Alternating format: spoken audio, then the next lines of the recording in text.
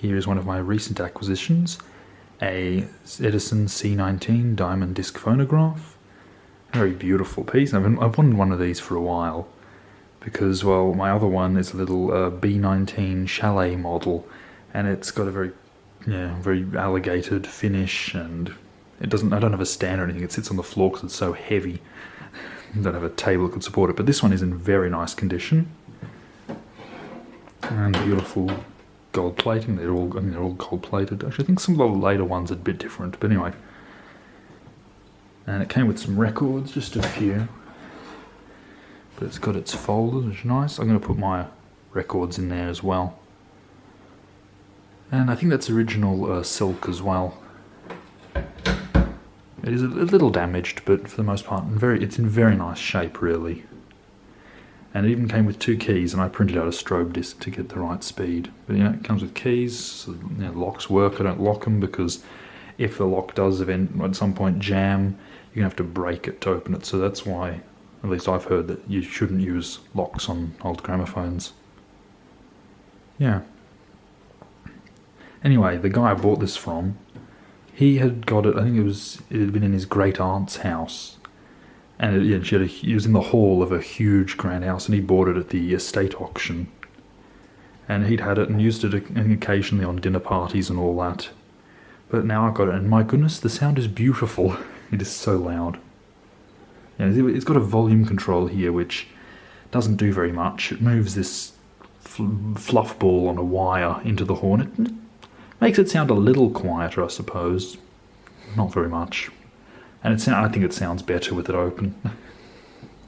Anyway, we can get a record. Let's see. I like a 9. I think this is one of those older records without a paper label.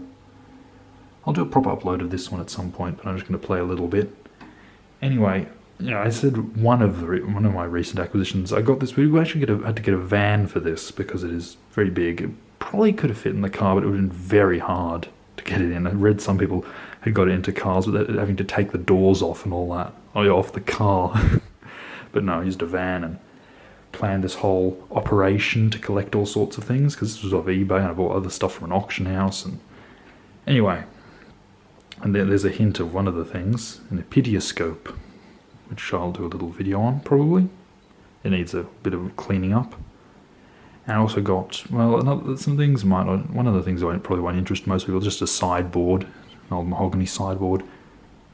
And I also got another sort of gramophone, although it's nowhere near as nice. Well, it's very nice, but not nice. Not nice in condition. Anyway, let's see. Switch to the other. And it's a little noisy. I oiled it, and I'm probably going to have to figure out what's going on.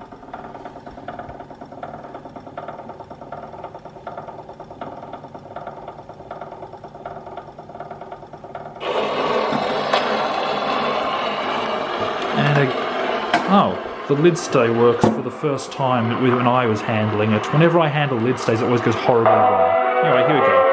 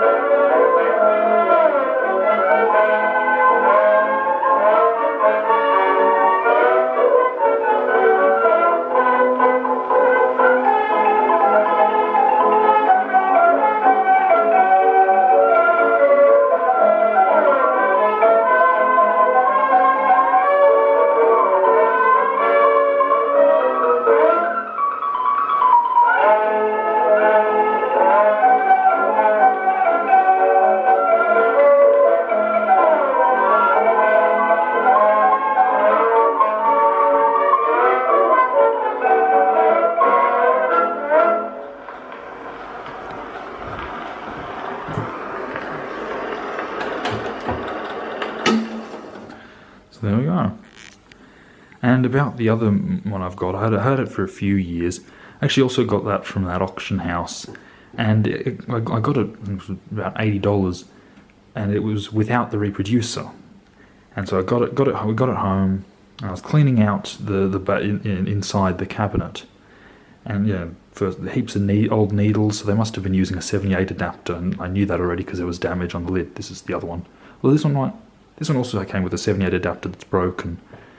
But anyway, that other one, then I found, cleaned up the needles, found a little needle tin, thought that's a nice little surprise.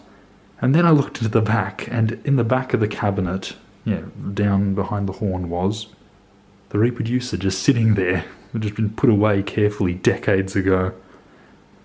Yeah, so I got a fully working one. Yeah, well, I checked it and it was all fine. The diamond stylus was undamaged, so I got a whole Edison phonograph.